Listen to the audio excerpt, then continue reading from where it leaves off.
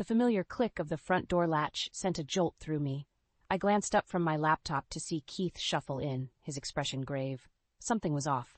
"Nora, we need to talk," he said, running a hand through his disheveled hair. My heart sank. Those 4 words never boded well. "What's wrong?"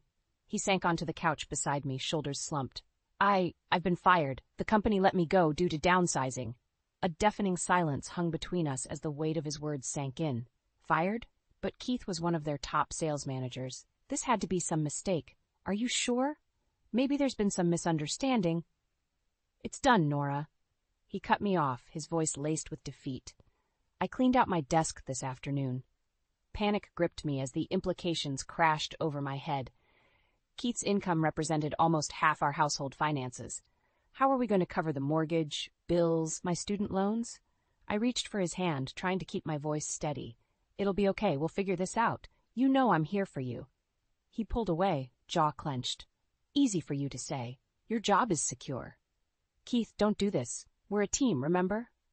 I hated how desperate I sounded, but the prospect of losing everything we'd built terrified me. He let out a mirthless chuckle. "Yeah, some team." The bitterness in his tone sliced through me. This wasn't just about the job loss. There was a deeper resentment simmering under the surface. Before I could respond, he rose abruptly. "I need some air." The door slammed behind him, leaving me alone with the sickening realization that our life was crumbling. And this was only the beginning. The weeks following Keith's firing were some of the darkest of my life. Our once warm home had become a tinderbox of resentment and hostility. Keith's job search dragged on with no prospects in sight.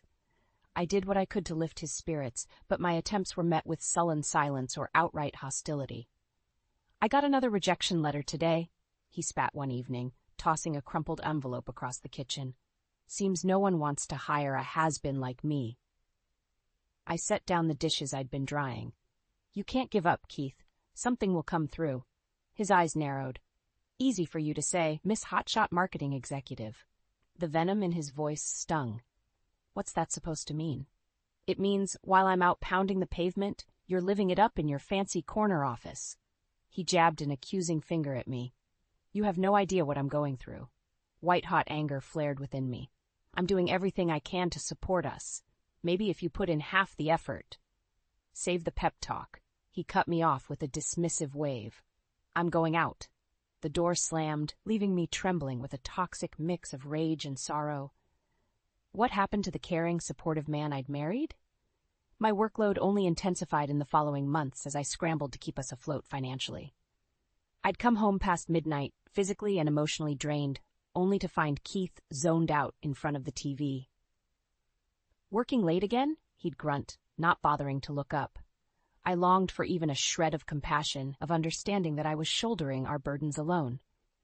But his resentment had calcified into impenetrable bitterness. One night, I returned to the stench of stale beer hanging in the air.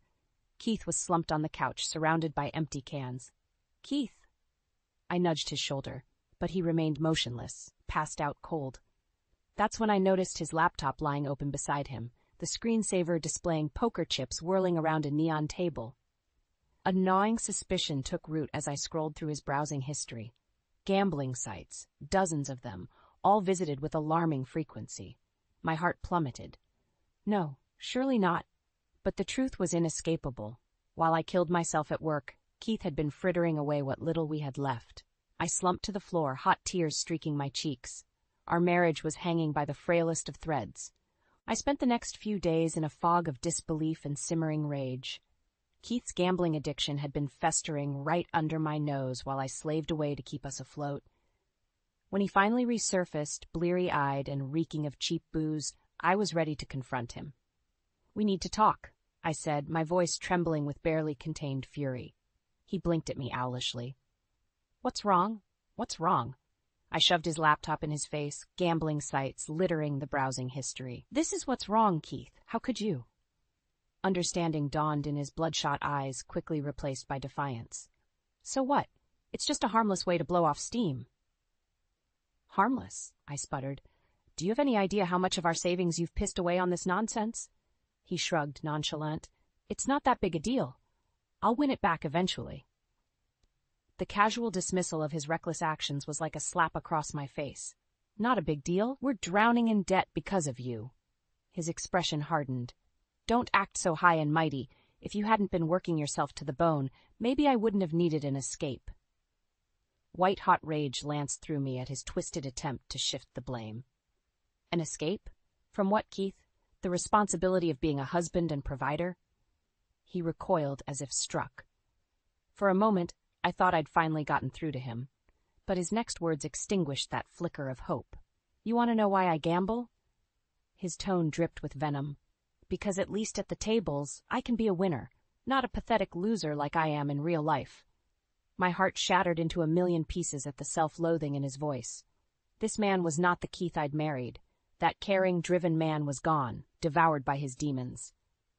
You're unbelievable, I choked out, blinking back hot tears. If that's how you really feel, then maybe you should just leave. His gaze turned flinty. Maybe I will. He stormed out, leaving me alone to crumple to the floor, racked with sobs. After everything I'd sacrificed to keep us going, this was how he repaid me? With wanton disregard and cruelty? In that moment, I knew our marriage was beyond saving. The man I loved was lost to me forever. Despite the gut-wrenching realization that my marriage was crumbling, some foolish part of me still clung to the hope of salvaging it. I told myself, if I could just eliminate the financial stress driving Keith's vices, he might find his way back to me. So when my next paycheck arrived, I didn't deposit it into our joint account as usual. Instead, I withdrew enough cash to pay off every last cent of debt Keith had racked up gambling. It took several furtive trips to countless shady online lenders, but I settled every outstanding balance, one by one. The massive pile of money I'd handed over made me physically ill, but I told myself it was for the best. A small price to pay to remove that burden from our lives. When Keith returned home that night, I was awaiting him with a brave smile. Keith, we need to talk. He tensed, obviously anticipating another blow-up. What now? I took a deep breath. I know about the gambling debts. His face drained of color. Nora, I can explain. I held up a hand to silence him. It's okay. I paid them off. For a long moment, he simply gaped at me in stunned disbelief. Then, finally, You did what? Every single debt, gone, I affirmed. It's a clean slate for us. Rather than the gratitude I'd expected, his expression contorted in anger. You had no right, I recoiled. This was not the reaction I'd envisioned. I was just trying to help. By going behind my back? He snarled. Did it never occur to you that I'm the man of this house? That I should have been the one handling it? The sheer audacity of his words struck me speechless. I just sacrificed thousands to dig him out of the hole he dug, and this was how he responded? You're unbelievable, I managed finally. After everything you've put me through? He jabbed a finger toward the door. Get out of my face before I say something I'll regret. Tears of mingled fury and heartbreak stung my eyes as I brushed past him. So much for a fresh start. Keith was too far gone, consumed by toxic pride and denial. Over the next few weeks, I waited in vain for any sign of remorse or gratitude from him, but his behavior only grew more erratic and hostile. He started coming home at all hours, reeking of alcohol with that now all-too-familiar glassy look in his eyes. One night, I finally snapped. Have you been gambling again? His lip curled in a contemptuous sneer. Yeah, so what if I have? White-hot rage roared through me. After everything I'd done, he was just going to throw it back in my face. In that moment, I knew there was no saving this farce of a marriage. Keith was beyond redemption, poisoned by his vices. It was time to cut my losses before they destroyed me too. The following months were a waking nightmare as I desperately tried to salvage my life, while Keith spiraled deeper into his addictions. I was running on fumes, pushing myself to the brink at work to keep the income flowing. But no matter how many hours I billed, it never seemed to be enough. The money would disappear almost as quickly as it came in, siphoned away by Keith's insatiable need to gamble and drink himself into oblivion. Where does it all go? I demanded one night, waving a stack of overdue notices in his bleary face. He swatted them away with a drunken scowl. Get off my back, Nora. You're not my mother. No, I'm just the one killing myself to put a roof over our heads while you flush our future down the toilet. I exploded. In that moment, something shifted in his unfocused gaze. A cruel sneer twisted his lips, If you hate it so much, then leave. See if I care. The callous indifference in his voice was like a physical blow. Stunned, I could only gape at the monster he'd become. This complete lack of remorse, of empathy, where was the man I'd married? My anguished silence seemed to embolden him. That's what I thought. You'll never leave because you're terrified of being alone. White-hot shame and fury roiled within me, but I couldn't form a retort. Some hateful part of me feared he was right. In the end, the punishing toll of overwork and emotional turmoil caught up to me. One morning, I awoke feeling like I'd been hit by a truck, feverish, achy, and so drained I could barely get out of bed. When Keith lumbered in later, I managed to croak out, "I don't feel well. Can you make me some soup?" He barely even looked at me. "You're a big girl, Nora. Figure it out." His utter disregard for my well-being was the final straw. Through the haze of illness, a cold clarity washed over me. This man was no longer my husband. He was a selfish, toxic leech, sapping me of my health, my joy, my sense of self-worth. As I lay there, burning up with fever yet chilled by his callousness, I finally accepted what I'd been denying for so long. My marriage was dead. Worse, it was poisoning every aspect of my life. For my own sanity, I had to walk away before it destroyed me completely. When I emerged from my bedroom days later, it was with a new sense of resolve. Keith was slouched in his usual spot, glazed eyes glued to the TV. "We need to talk," I said, my voice surprisingly steady. He tensed, bracing for another fight. "What is it this time?" I drew a fortifying breath. "I want a divorce." Those 3 words hung in the air like a grenade. For a long moment, Keith simply stared at me, uncomprehending, then his face contorted in rage. "A divorce? Are you out of your mind?" I stood my ground, my resolve hardening. "I've never been more serious. This marriage is slowly killing me, Keith. I can't do this anymore." He shot to his feet, fists clenched. "You ungrateful bitch.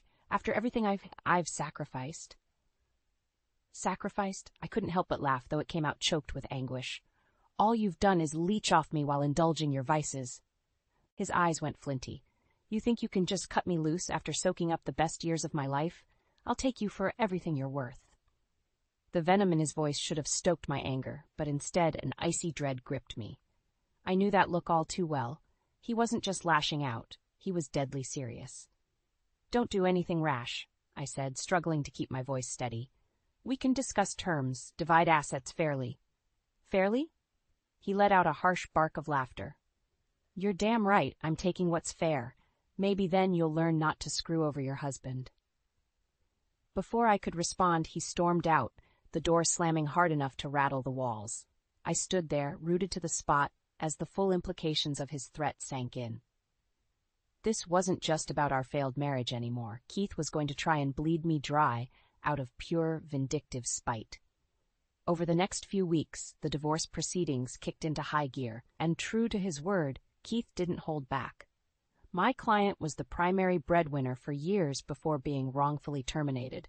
His shark of a lawyer sneered during one particularly vicious hearing. He sacrificed his prime earning years in service of the marriage. As such, he's entitled to substantial compensatory alimony and a significant share of Miss Reynolds' assets. I couldn't believe what I was hearing. Keith had barely worked in over a year, having lost his job due to his own ineptitude. Yet here he was, brazenly lying through his teeth to try and drain me of every penny. "That's preposterous," I burst out. "He was fired for underperformance, and I have documentation proving—" "Save it for the stand, Miss Reynolds." The judge cut me off with an impatient wave. "Mr. Reynolds' case seems reasonably compelling at this stage.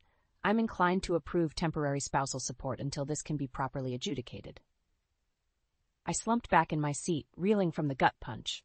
How could this bastard be winning? Using my own hard-earned money as a bludgeon against me? As I watched Keith smirking at me from across the aisle, I knew I was staring into the abyss of total ruin if I didn't do something drastic. But what? How could I possibly combat his campaign of lies? That night, it hit me. A long-shot gambit, but one that could unmask Keith's treachery once and for all. I may have been backed into a corner, but I wasn't out of options yet. Not by a long shot. The next few months were a blur of legal proceedings and vicious mudslinging as Keith executed his scheme to portray himself as the wronged party entitled to my hard-earned assets. Miss Reynolds is an ambitious career woman who prioritized work over family, his lawyer oozed during one hearing. While admirable, it ultimately led to the deterioration of the marriage. My client shouldn't be punished financially for her priorities. I wanted to scream at the audacity of his lies, to expose Keith for the jobless deadbeat he'd become. But my lawyer cautioned me to keep quiet for now and let the facts speak for themselves later. Of course, Keith had no qualms about flagrantly disregarding the facts. Time and again, he spouted blatant fabrications about being the primary breadwinner, conveniently omitting his firing and subsequent descent into full-blown addiction. Mr. Reynolds lost his job due to circumstances beyond his control, the weasel of a lawyer declared. Despite his best efforts to find new employment, he was forced to deplete his savings and retirement accounts to keep the household afloat. I had to bite my tongue to keep from erupting. Keith's savings had been gambled away within months of his termination, yet here he was painting himself as the selfless martyr. The worst part, his bold-faced lies were working. The judge seemed increasingly inclined to rule in his favor, granting him a substantial cut of my earnings and assets as undeserved spousal support. After another particularly damning hearing, my own lawyer could barely mask his frustration. "I don't like this, Nora," he muttered, pinching the bridge of his nose. "That scumbag is spinning an awfully compelling narrative without a shred of proof. We need to regroup and hit back hard before it's too late." Panic gripped me at the prospect of Keith actually succeeding in his plundering. If he won, I'd be bled dry. All my years of hard work and sacrifice gone in an instant of malicious vengeance. That night, I tossed and turned, my mind spinning with desperation. There had to be some way to blow Keith's lies out of the water, some shred of evidence that could expose the truth once and for all. Then it hit me. A long-shot gambit, but one that could unmask Keith's treachery for what it was. I may have been backed into a corner, but I wasn't out of options yet. Not by a long shot. The next morning, I called an old friend who worked private security and laid out my plan. If this worked, it would turn the entire case on its head. But it was also a huge risk that could potentially backfire in spectacular fashion. "Are you sure about this?" Jack's gruff voice crackled over the line. "Because if I do this, there's no going back." I steeled myself, pushing aside any last shred of doubt. Keith has lied and manipulated enough. It's time he faced the consequences. There was a weighted pause then. "All right, let's burn this bastard." The die was cast. Now it was just a matter of waiting for Keith to slip up and expose his deceit once and for all. And when he did, I'd be ready to detonate the nuclear option right in his smug face.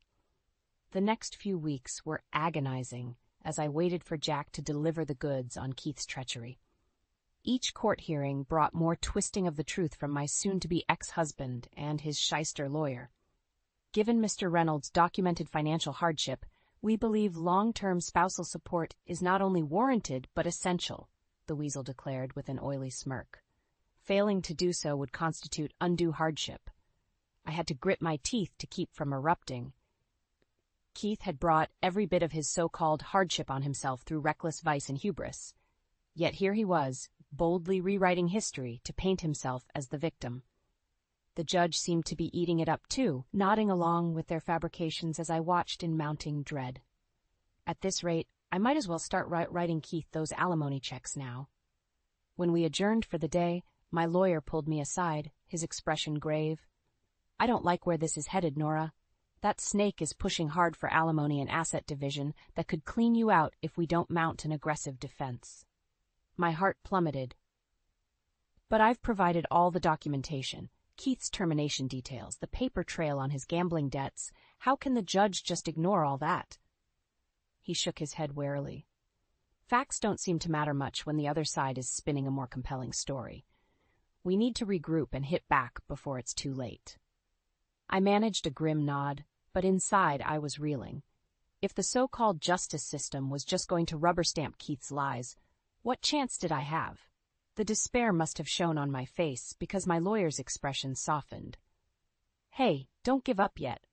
We've got some tricks left up our sleeve, remember?" Right, the long-shot gambit I'd set in motion with Jack's help.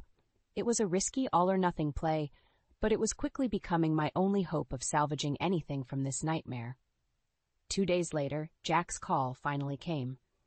Got the goods you were looking for and then some. This scumbag won't know what hit him. A grim smile tugged at my lips. Good, let's make this hit hard. The next hearing, I could feel the tension in the air as soon as I entered the courtroom. Keith was there, looking smug as ever in an expensive suit I knew he couldn't afford. Not anymore. Your Honor, I began once the proceedings started, keeping my tone measured. I'd like to submit some new evidence that I believe casts serious doubt on the plaintiff's claims of financial hardship. Keith's brow furrowed, but his lawyer waved a dismissive hand. Objection. This is clearly just another delaying tactic from the defendant. I'll allow it, the judge intoned. But get to the point, Miss Reynolds.